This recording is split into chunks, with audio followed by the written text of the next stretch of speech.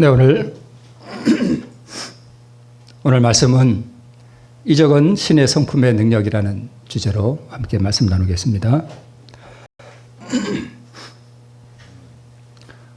자, 우리 사도행전 3장 1절로 8절에 있는 우리 본문의 말씀을 보면 이게 그림으로 표현되어 있는데요. 베드로와 요한이 성전으로 들어갈 때에 한 안전뱅이가 구걸을 하는 장면과 또 그들을 일으키는 놀라운 이적에 대해서 성경이 기록하고 있습니다. 이 안전뱅이는 37세쯤 나사렛 예수님에 대한 소문을 들었습니다. 모든 병자를 낫게 하고 또 심지어는 죽은 사람도 살린다는 큰 선지자가 있다는 이야기를 들었죠. 그래서 이 중풍병자는, 안전뱅이는 오랫동안 예수님을 만나고자 하는 그러한 소망을 갖고 있었습니다. 이 사람은 예루살렘에서 멀리 떨어진 곳에 사는 사람이었는데요. 스스로 움직일 수 없는 사람이었습니다. 자, 역설적으로 어쩌내게도 제가 말씀을 드렸지만 스스로 움직일 수 없는 이 상태는 구원에 대한 간절한 열망을 일으키는데 협력하는 도구가 되고요. 또 스스로 움직일 수 없는 사람들이 사실은 구원을 얻는다는 사실을 우리가 복음적으로 이해해 볼 수 있습니다.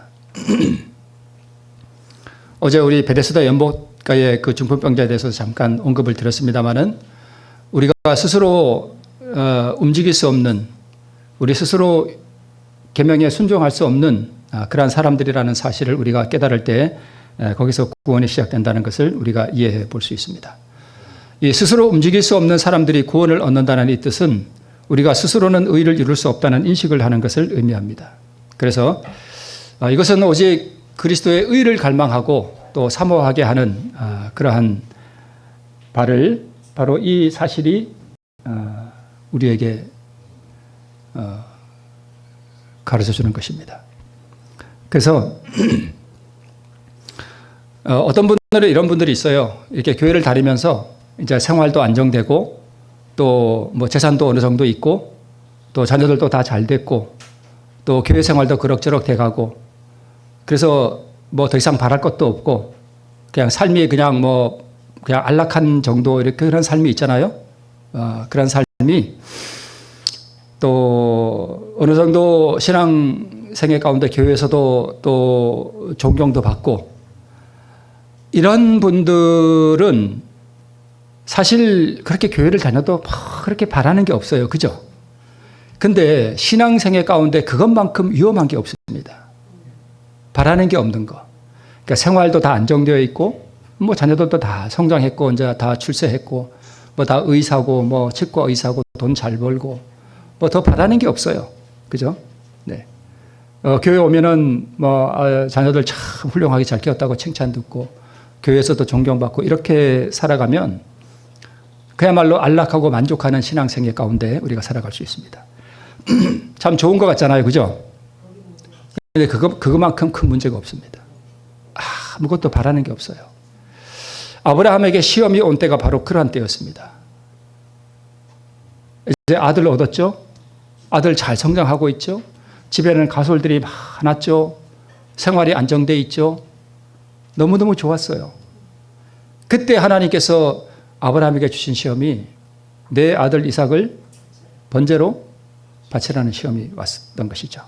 그래서 여러분, 우리가 삶에 좀 어려움이 있고 좀 뭔가 이렇게 막다른 골목 같은 데서 뭔가 하나님 앞에 부르짖을 만한 주제가 있는 거, 그게 참 어떻게 보면 좋은 거예요. 네. 그래서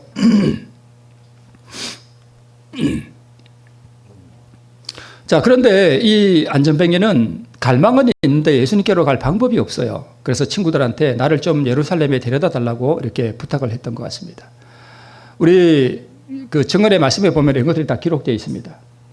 그래서 안전뱅이의 이 갈망과 그의 형편을 아는 친구들이 이 안전뱅이를 예루살렘에다 데려다 줬습니다. 전에 이거 한번 언제 제가 말씀을 드린 적이 있죠. 근데 예루살렘에 왔더니 자기가 그토록 보고 싶어 하던 예수님이 어떻게 됐죠? 죽었다는 소식을, 처형됐다는 소식을 들었습니다.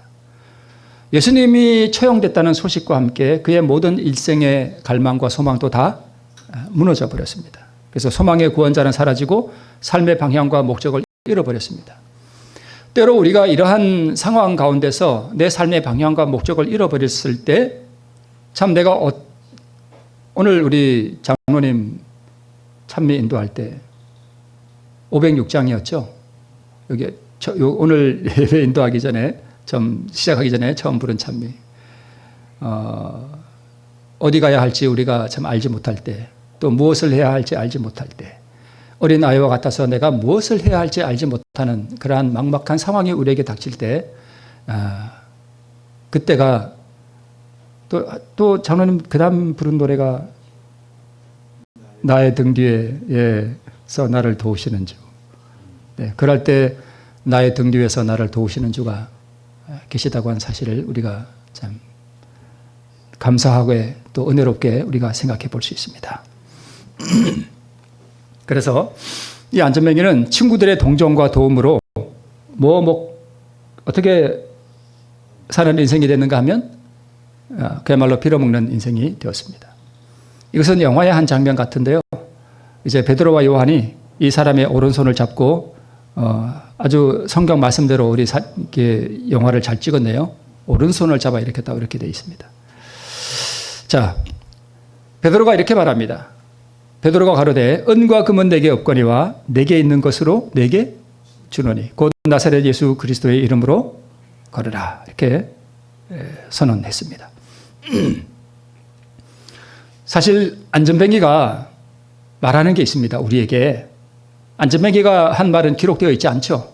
아무 말도 안 했을 것 같아요. 그런데 성경은 우리에게 안전뱅이가 말하는 바를 우리에게 지금 호소하고 있습니다. 나는 안전뱅이처럼 내 자신의 부족을 느끼고 구원자를 갈망하는가? 제가 왜 교회 안에서 어느 정도 성공하고 존경받고 삶이 안락할 때 그게 가장 위험한 신앙을 하고 있다고 말씀을 드리는가 하면 우리의 삶에 문제가 없고 자신의 부족을 느끼지 못하면 구원자를 갈망하지 않습니다. 아주 위험한 신앙이에요. 그래서 의를 사모하는 마음이 오늘 나에게 있는가? 예수님의 그 인격 자체를 내가 갈망하고 있는가? 또 예수님의 그 구원 하시는 그 예수님 자체를 내가 지금 갈망하고 그분을 얻고자 하는 마음이 내게 있는가 하는 것을 사실 이 안전뱅이가 우리에게 지금 호소하고 있습니다. 마음을 낮추고 나는 의의 길을 찾고 구하고 있는가? 자, 이 안전뱅이는 소망이 사라졌으나 하나님께서 이 안전뱅이를 버려두지 아니하시고 베드로와 요한을 그에게 보내셨습니다. 그래서 우리가 의의 길을 발견하고 기뻐했으나 지금은 길을 잃었다고 낙심할 것이 아닙니다. 이 안전뱅이는 처음에 뭘 발견했는가 하면 예수님과 그의 의라는 우리에게 적용하자면 예수님의 의를 발견한 거예요. 그죠? 그리고 그것을 얻을 수 있는 길을 발견했는데 그런데 막상 해보니까 돼요? 안 돼요? 잘 안 돼요. 그래서 어떻게 보면 예수님과 그 의를 어떻게 얻는지 그 길을 발견했는데 가다가 안 돼서 낙심하고 앉아있는 우리를 표상적으로 나타낸다고도 볼 수 있어요. 누가요? 안전뱅이가요. 그래서 그럴 때 우리가 낙심할 것이 아니라 하나님께서는 한 죄인을 구원하기 위해 노력하시는 인내와 포기할 수 없는 사랑을 가지고 계시다는 사실을 우리가 믿음으로 바라볼 필요가 있습니다.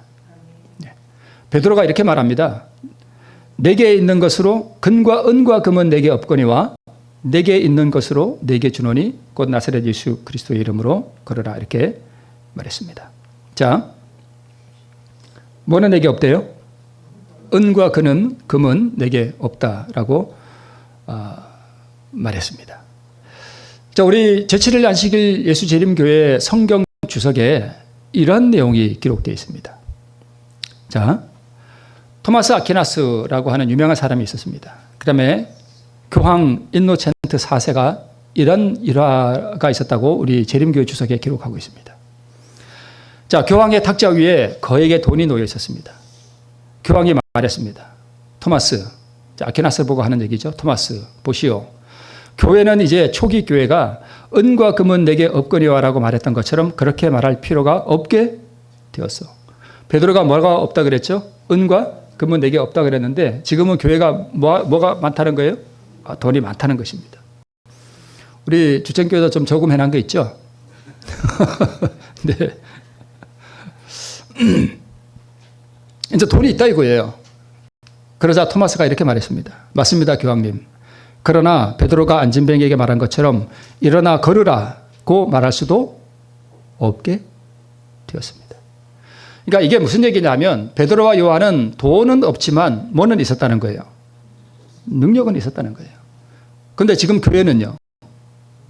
돈은 있는데 능력이 없다는 얘기입니다. 지금 사실 뭐 개신교회나 우리 재림교회나 다 마찬가지예요. 예. 자, 그러면 교회가 이 능력을 잃어버리자 자신의 교리를 세상의 권력을 이용하여 지키게 했습니다. 누가 그랬는가 하면 법왕교회가 그렇게 했습니다. 다 아시죠? 이 사실은. 그죠? 그래서 이것이 중세 암흑기의 역사예요. 자기의 교리를 이게 은혜의 능력으로 사람들을 이렇게 감화 감동해서 교리를 지키게 해야 되는데 교회가 능력을 잃어버렸어요. 돈은 있는데, 그죠? 교리를 이제 지키게 하려니까 사람들이 들어요, 안 들어요? 안 들어요. 그러니까 뭐에 호소하는 거예요? 국가의 권력에 호소하는 거예요. 그래서 중세 교회는 교회와 국가가 하나로 연합된 거죠. 교회와 국가가 하나가 된 거예요. 그러니까 교회의 교리를 강요하기 위해서 국가의 권세를 휘두르는 것입니다. 그래서 뭐 우리로 말하자면 너 토요일 날 교회 안 나와? 그러면 너 고문 좀 받을래? 그래서 지하 그 교회당에 가면 그 지하에 고문실이 있습니다. 데려가서 고문해요. 그것이 중세 암흑기의 역사였습니다. 그런데 이 역사가 마지막 때 다시 어떻게 돼요? 다시 반복됩니다. 오늘날 교회는 뭐는 있어요? 돈은 있어요. 오늘날 교회들 보세요. 건물 정말 훌륭합니다. 잘 짓습니다. 수십억 들여서 교회 잘 짓습니다. 그리고 요즘 교인들 그렇게 가난하지 않습니다. 다 돈 있어요. 먹고 살만해요. 근데 뭐는 없어요? 능력은 없습니다. 자, 능력을 잃어버린 교회가 자신의 교리를 강요하기 위해서 세상의 권력에 호소하는 일이 뭐예요? 그게 짐승의 표고 그게 일요일 협령이에요.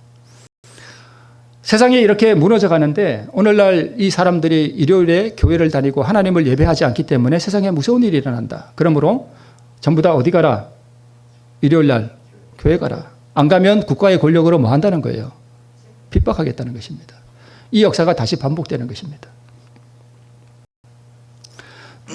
오늘날 전반적으로 하나님께서 이적을 허락하지 않습니다. 여러분, 제가 오늘 만약에 여기 안전병기가 왔는데 제가 일으키면 어떻게 되겠습니까? 제가. 아마 이 교회는 일주일 만에 수십 명이 여기 더 올 거예요. 그죠? 그리고 한 1년 지나면 이 교회가 한 500명 모이지 않을까요?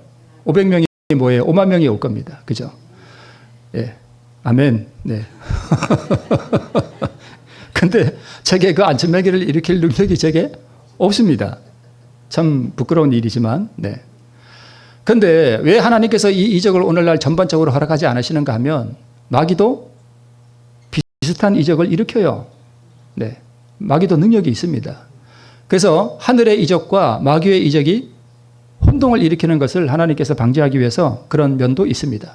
또 하나는 제가 오늘날 여기 안전병기를 일으켜서 중풍병자를 일으켜서 제가 사람들에게 주목을 받고 온 교회와 개신교회를 막론하고 어느 교회 갔더니 안전병기가 일어났더라 하면 사람들이 많이 오겠죠. 네, 수많은 환자들이 고침을 받고자 제게 올 겁니다. 그럼 제가 어떻게 될까요? 저는 망합니다. 제가 망가져요. 뭐 해서요? 교만해져서 망가집니다. 그래서 하나님께서 오늘날 전반적으로 이적을 허락하지 않으셔요. 이적을 행한 사람이 제가 안 그럴 것 같죠? 제가 안 그럴 것 같아요. 지금도 제 자신이. 만약에 그렇게 해도 제가 안 그럴 것 같아. 근데 베드로도 자기 자신을 믿다가 어떻게 됐죠? 예, 그냥 미끄러졌죠. 저도 마찬가지예요. 뭐가 남아있기 때문에요. 자아가 남아있기 때문에 사람들이 우리 목사님 안전병기를 일으켰어. 그러면 제가 어느 순간 벌써 하나님 자리에 앉습니다. 그래서 하나님께서 오늘날 전반적으로 이적을 허락하지 않으셔요.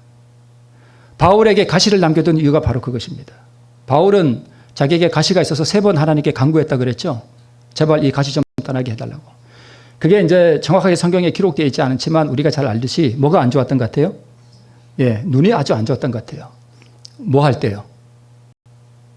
다메섹에서 그 빛을 본 다음에 눈이 망가졌던 것 같아요. 그래서 눈이 아주 안 좋았습니다. 학자들이 다 그렇게 거의 전반적으로 인정합니다. 그래서 이 눈이 안 좋아서 성경에 큰 글자로 기록했다라는 그런 말씀도 있습니다. 하나님, 제 이 눈 좀 하나님 좀 고쳐주세요 하고 간절하게 정말 3번을 기도했는데 하나님께서 그 들어주셨어요? 안 들어줬습니다. 왜요? 교만해질까 봐. 네, 안 들어줬습니다. 베드로는 근데 저는 그런 능력이 지금 없지만 베드로는 그 사람을 뭐 했어요? 일으켰습니다. 그럼 베드로는 왜 안 무너졌을까요? 왜 베드로는 교만해지지 않았을까? 저는 그것을 이렇게 봅니다. 예수님이 재판정에 있을 때 베드로가 예수님을 배신했습니다. 그때 배신한 베드로를 바라보던 그 예수님의 그 동정 어린 눈길, 그것이 베드로에게는 안전골이었던 것으로 보입니다. 자기 자신을 얼마나 자기가 믿을 수 없으며 자기 자신을 믿었지만 여지없이 무너져 내린 자기 자신을 바라볼 때 아, 내가 정말 그럴 수밖에 없었구나라고 하는 것을 깨닫고 또 자기 같은 사람을 용서해 주신 예수님의 그 따뜻한 그 용서의 사랑, 그것이 베드로로 하여금 교만하지 않도록 지켜준 것이 아닌가 저는 개인적으로 그렇게 생각합니다. 그래서 우리가 언제 이런 이적을 일으키는가 하면 여러분 앞으로 우리 많은 분들이 마지막 때에 놀라운 이적을 행할 거예요. 심지어는 죽은 사람도 일으키고 정말 불치의 병을 앓는 사람들을 많은 사람들이 나사렛 예수의 이름으로 일으킬 겁니다. 언제 그런 일이 있는가 하면 뭐가 이루어진다며요? 죄의 도말이 이루어진다며, 즉 우리의 마음속에 있는 더러운 사단의 본성이 뭐 해야 된다며요? 제거된다며. 그때는 내가 영광을 받으려고 할까요? 안 할까요? 없습니다. 그런 게 없어요. 그래서 내가 이적을 일으켜도 전적으로 하나님 앞에 영광을 돌릴 수 있는 그런 마음의 상태가 준비되면 그러한 사람들이 앞으로 나가서 놀라운 이적을 행할 거예요. 오늘 여기 앉아있는 우리 모든 분들이 다 그런 분들이 되기를 소망합니다.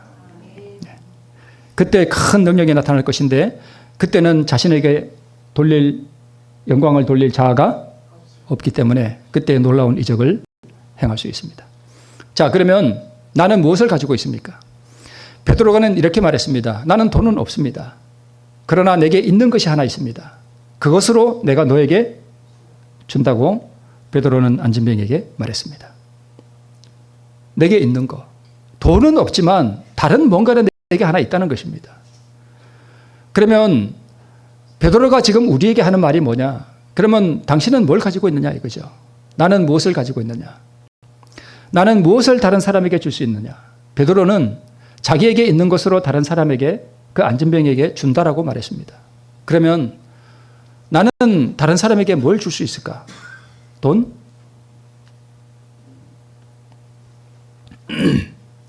제가 고구마를 캤죠. 근데 토양 살충제를 안 쳐가지고 군뱅이가 다 파먹었어요. 성한 게 뭐 얼마 없어. 그래서 땅 주인인 할머니 좀 드리고 또 뭐 형제 자매 다 드리고 나니까 다 파먹은 것만 내 거야. 군뱅이 파먹은 건 남 줄 수는 없고 좋은 건 다 남 주고 그래서 내년에 농사 안 할래. 안 하고 싶어. 어떤 목사님 사모님이 그랬대요. 아, 이제 넌 농사 안 한대. 왜 그러시냐고 그러니까 아, 농사 써갖고 다 남 퍼주고 나니까 남는 거 하나도 없대. 다 남 주려고 농사한대. 자기는 이제 농사 안 하고 싶대. 그냥 텃밭 농사 말씀이에요. 뭔 얘기 하려고? 그러면 나는 내년에는 꼭 토양살충제를 쳐야 되겠어요. 농사 선배의 말씀을 잘 들어야 돼요. 그죠? 선배 말씀을 잘 들어야 돼. 예, 제가 아주 큰 교훈을 얻었습니다. 김용준 장로님 말씀을 잘 듣겠습니다, 제가. 농사의 대가시니. 네. 그러면 내가 내 형제들에게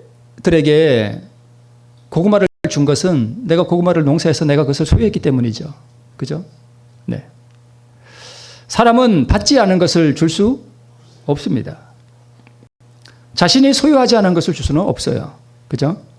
그럼 베드로에게 있는 것은 뭐라고 베드로가 말하고 있는가 하면 은과 금은 내게 없거니와 내게 있는 것으로 너에게 주는데 내게 있는 그게 뭐냐? 곧 나사렛 예수 그리스도의 이름을 가지고 있대요. 그러면 베드로는 이 안지명에게 뭘 준 거예요? 이름을 준 거예요. 이름. 그죠? 그러면 이름을 줬다는 게 이게 무슨 뜻일까? 여러분, 이름이 뭘까? 이름이 무엇을 의미하는가? 출애굽기 34장에 이렇게 기록되어 있습니다. 여호와께서 구름 가운데, 그러니까 모세가 이제 하나님의 영광을 보여달라 그랬거든요. 하나님을 좀 보여주세요. 그랬더니까 하나님께서 이렇게 말씀하셨습니다. 나타나셔서 그와 함께 거기 서서 여호와의 이름을 반포하실세 여호와께서 그의 앞으로 지나시며 반포하시되 여호와로라 여호와로라 자비롭고 은혜롭고 노하기를 더디하고 인자와 진실이 많은 하나님이로라. 마지막에 이 하나님이 이름이죠. 물론 야훼라고 하는 그분의 그 고유 존칭이 있지만, 자, 이름을 반포하셨는데 이 이름을 어떻게 반포하셨는가 하면 이름이 뭐냐? 자비롭고 은혜롭고, 다 이걸 한마디로 딱 표현하자면 하나님의 성품이에요. 그죠? 하나님의 성품. 그러니까 하나님의 이름은 하나님의 성품이에요. 인자하시고 진실하시고 자비로우시고 범죄한 인생에게 은혜를 베푸시고 노하기를 더디하시고, 네, 이름입니다. 시편 103편에 여호와는 자비로우시며 은혜로우시며 노하기를 더디하시며 인자하심이 풍부하시도다. 항상 경택지 아니하시며 노를 영원히 품지 아니하시려도다. 하나님께서요, 우리 죄를 따라 우리를 처치하시면 우리는 벌써 다 죽었습니다. 그죠? 우리 다 죽었어요. 근데 오늘 우리가 살아있는 것은 하나님께서 우리 죄를 따라 처치하지 않으셨기 때문에, 노하기를 더디하시기 때문에 우리가 지금 살아있는 것입니다. 그 인자하심이 크심이로다. 아비가 자식을 불쌍히 여긴 같이 여호와께서 자기를 경외하는 자를 불쌍히 여기시나니. 이게 하나님의 이름이에요. 자, 여호와 우리 주여, 주의 이름이 온 땅에 어찌 그리 아름다운지요. 주의 영광을 하늘 위에 두셨나이다. 가끔만 이제 지금 가을이 돼서 이렇게 아침에 이제 산책을 이렇게 가면 가을 냄새가 나요. 그죠? 가을 냄새가 나고, 그 나무들이 이렇게 잎이 울긋불긋해지면서 그 가을의 정취 있잖아요. 그걸 이렇게 보면, 아, 하나님이 참 은혜로우시구나 하는 게 느껴져요. 그죠? 참 은혜로우시구나. 때를 따라 곡식을 주시고, 때를 따라 우리를 그렇게 그 신선함, 가을의 그 신선함, 그걸 이렇게 공기를 맡으면 진짜 하나님의 옷자락이 스쳐가는 듯한 그 향기가 나는 듯, 그죠? 우리가 그것을 느낍니다. 그래서 이런 만물을 이렇게 바라볼 때 온 대지 가운데 여호와 우리 주여, 주의 이름이 온 땅에 충만한 것을 우리가 이 피부로 느낄 수 있습니다. 그렇죠? 그래서 우리 장로님께서도 오늘 찬미 인도 중에 계절의 변화에 대해서 말씀을 하셨지만, 우리가 이런 계절의 변화를 바라볼 때에 여호와의 그 인자하시고 자비로우신 우리 인생들에게 필요한 것들을 공급하시는 하나님의 은혜가 이 땅 위에 충만하다는 것을 우리가 많이 느낍니다. 우리 시편 기자가 그것을 우리에게 경험으로 이렇게 성경에 기록해 놓았습니다. 온 땅에 어찌 그리 아름다운지요. 네, 여호와를 찬송하라. 여호와는 선하시며 그 이름이 아름다우니. 아름다우신 분, 그 이름을 찬양하라. 근데 계시록 17장에 보니까 음녀의 이름은 뭐 한 거예요? 가증한 이름이에요. 더러운 이름입니다. 그래서 이름은 곧 뭘 의미하는가 하면 그의 성품을 의미합니다. 그래서 나사렛 예수 그리스도라는 이름은 한없이 자비롭고 은혜롭고 죄를 범하는 인생들을 불쌍히 여기시는 하나님의 오래 참으시는 선하신 성품을 의미해요. 그래서 이 성품을 하나의 또 다른 표현으로 하자면 그리스도 우리의 의입니다. 이게 의예요. 하나님의 헤세드 한번 말씀드렸죠. 하나님의 모든 선하신 성품이 한 단어 속에 집약되어 있는데 그게 바로 헤세드라는 히브리 말입니다. 하나님의 모든 선하신 품성이 저 헤세드라는 단어 속에 다 들어 있습니다. 자, 그래서 나는 돈은 없다. 그러나 내게 있는 것으로 내게 주는데 곧 나사렛 예수 그리스도의 이름이다 라고 말하는 것입니다.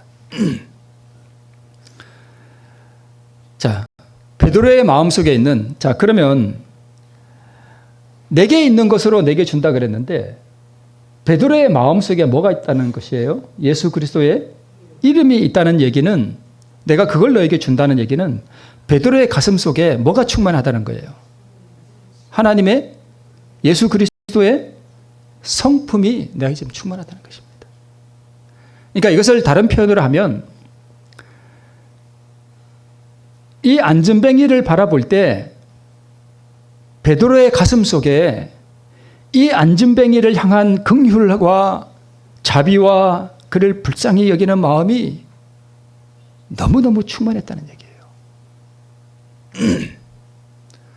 베드로가 안전뱅이에서 손을 일으킬 때 무슨 아무 생각 없이 가서 일어나라 하면서 이렇게 일으킨 게 아니라, 그 안전뱅이를 향한 베드로의 가슴 속에 일어난 그 불쌍히 여기는 마음, 그 충만한 사랑, 그를 긍휼히 여기는 마음이 불같이 일어났다는 얘기입니다.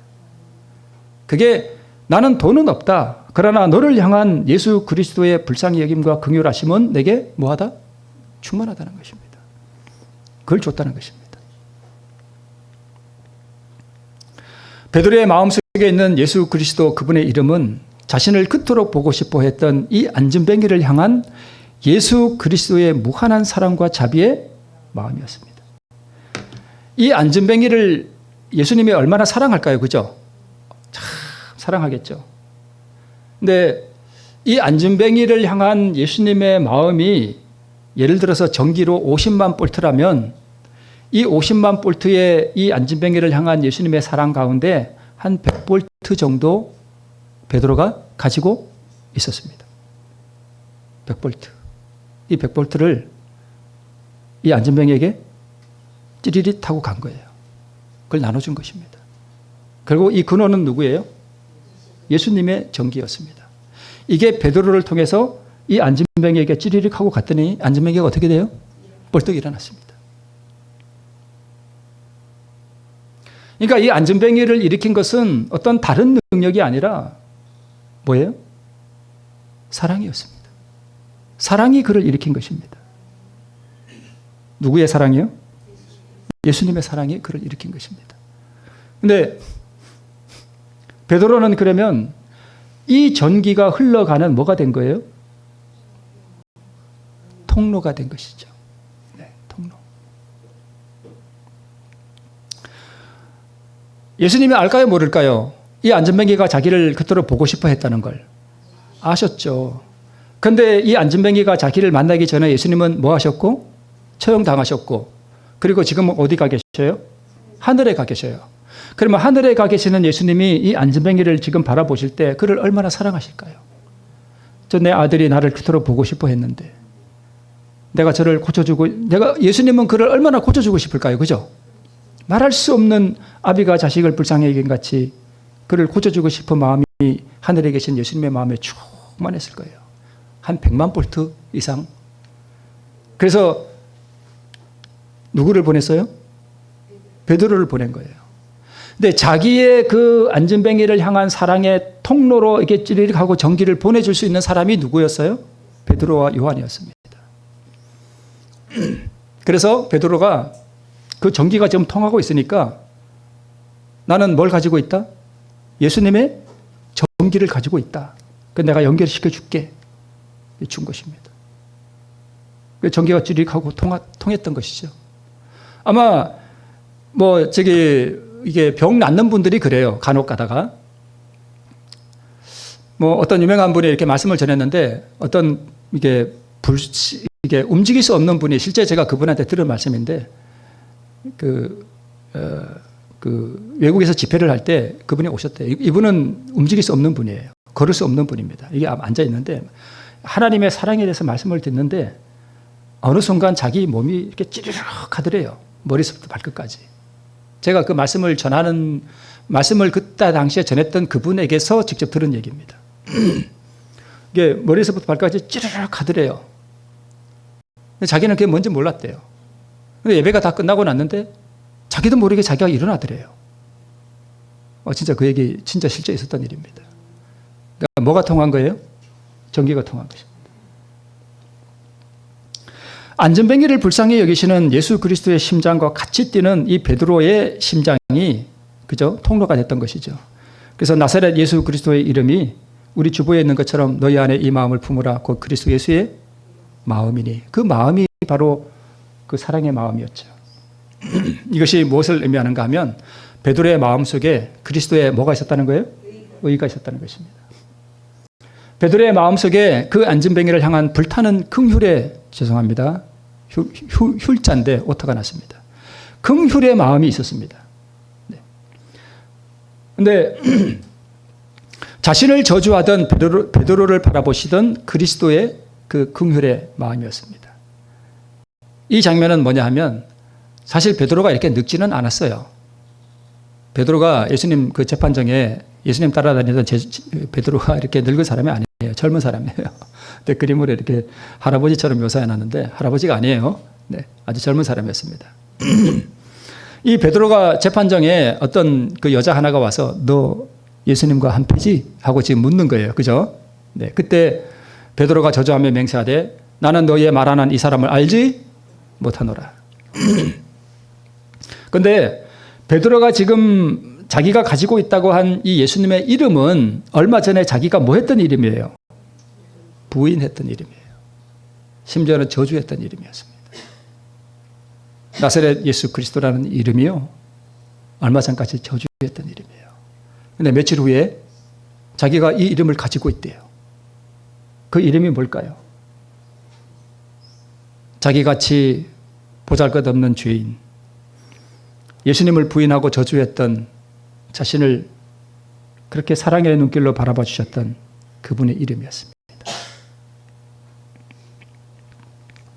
참 아름다운 장면이죠. 네, 저기 걸어오는 사람이 누구예요? 베드로. 예수님께서 갈릴리 바다에서 부활하신 후에 지금 뭐 굽고 계셔요? 저거 생선이에요, 생선. 네, 생선 굽고 계셔요. 사실은 저 옆에 떡도 있는데 떡은 지금 안 그려놨습니다. 그러니까 밤새도록 고기잡이하는 이 제자들을 바라보시면서 예수님께서 뭐 준비하고 계셨어요? 네, 생선을 굽고 조반을 준비하고 계셨습니다. 그러니까 실제 이 예수님이 밤새 고기잡이하고 온 이 제자들에게 하신 말씀이 뭐냐면 와서 조반을 먹으라 라는 말씀이었습니다. 여러분 참 너무 감동적이지 않으세요? 하늘의 이 우주보다 크신 하나님이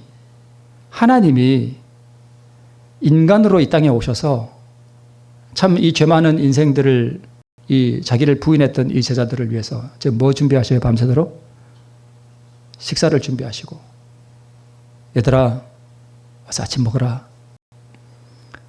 그러니까 다정한 엄마가 잠자는 애들 깨우면서 얘야 아침 먹어 하는 것처럼, 그죠? 네.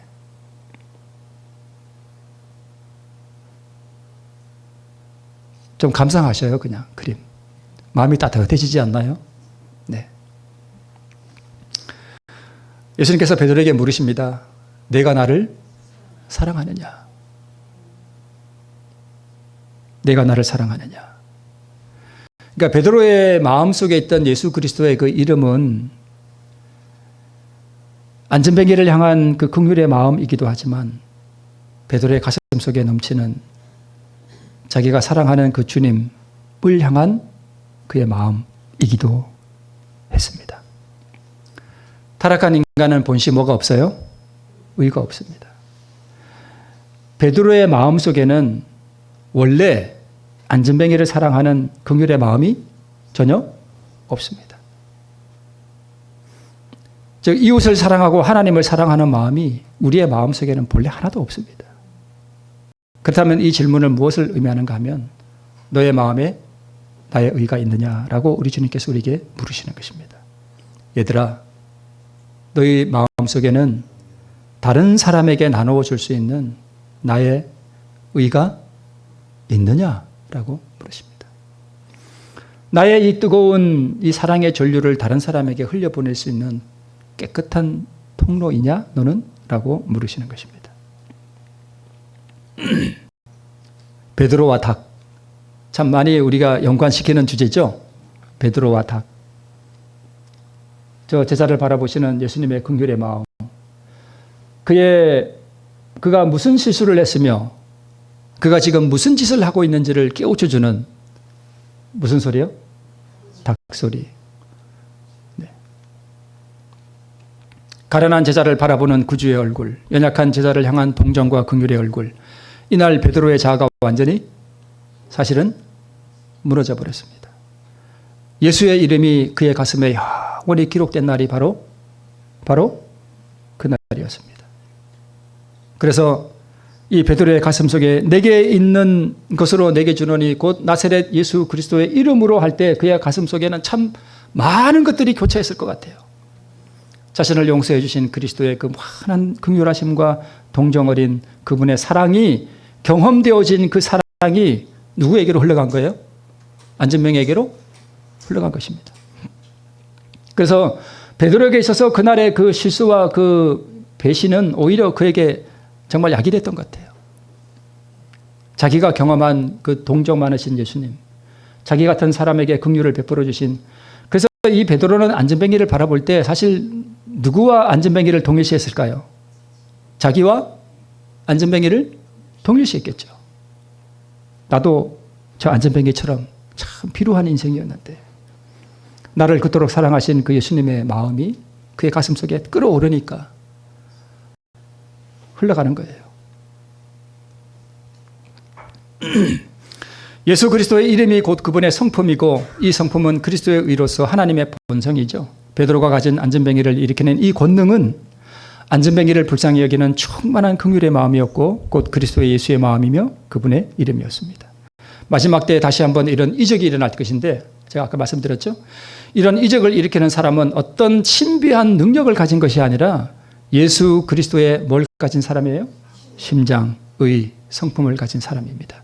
곧 그분의 이름, 긍휼과 자비와 사랑의 마음을 가진 사람이 마지막 날 이런 이적을 다시 한번 일으킬 것입니다. 여러분 좀 놀랍지 않으세요? 기대가 되지 않으세요? 내가 안진뱅이를 일으키고 심지어는 죽은 사람을 일으킬 정도의 그런 능력이 나를 통하여 역사할 수 있는 통로가 되는 것. 곧 그리스도 우리의 의를 충만히 소유한 사람들이 바로 이러한 일을 하게 될 것입니다. 네, 복음이란 우리 안에 누구를 모시는 거예요? 예수 그리스도를 모시는 것입니다. 자신의 비참한 처지에 대한 인식과 구원자 예수 그리스도를 향한 갈망이 예수 그리스도의 자비하신 성품과 만났을 때에 일어나는 일이 바로 이적이고 혹은 사람이 변화되는 이적이 바로 이 안진뱅이의 이적을 통해서 나타났습니다. 자, 오늘 본문에 보면 그가 베드로와 요한의 성전에 들어가려 함을 보고 구걸했다라고 기록되어 있는데 이 구걸은요 헬라어 두 단어가 합쳐진 단어예요. 뭐 제가 단어를 말하기는 좀 그런데 불쌍히 여김, 자비, 자선, 취하다, 받다, 붙잡다 이 단어가 두 개로 합쳐진 게 구걸했다는 뜻이에요. 구걸. 이게 두 단어가 연결되어 있습니다. 그러면 이 구걸했다는 얘기는 오늘 우리에게 적용해 보면 우리가 베드로의 입장에서도 보고 또 안진뱅이의 입장에서도 보면 우리는 오늘 나를 긍휼히 여기시는 예수님의 그 자비와 그 자선과 그분의 놀라운 그 성품을 지금 뭐 해야 돼요? 붙잡는. 그것을 우리가 뭐라고 얘기하는 거예요? 믿음이라고 얘기하는 것입니다. 그분의 자비하신 성품, 그분의 은혜, 이것을 붙잡는 것을 그래요. 베드로가 이것을 붙잡았습니다.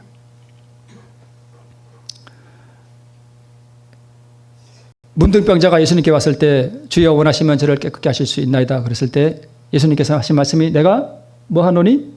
원하노니. 이 내가 원하노니라고 하는 이 말 속에 그 하나님의 헤세드가 들어있어요. 자식인 이 아들이 문둥병에 걸려서 지금 죽어가고 있는데 얼마나 고쳐주고 싶어요. 그죠?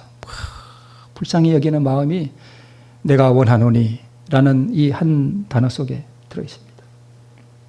네.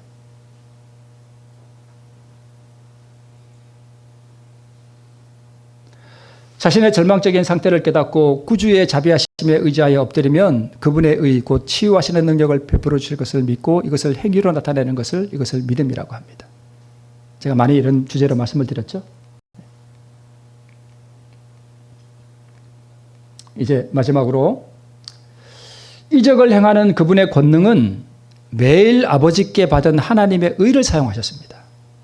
예수님의 이적을 많이 행하셨죠. 근데 예수님이 행하신 그 이적은 자신의 신성의 능력을 사용한 것이 아니라 매일 아버지께 받은 그 의를 사용한 거예요.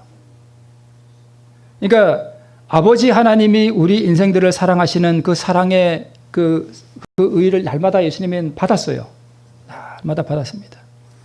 그래서 이것을 예수님은 자신의 성품으로 만드셨고 이 의를 선물로 누가 받았는가 하면 베드로가 또 받았습니다.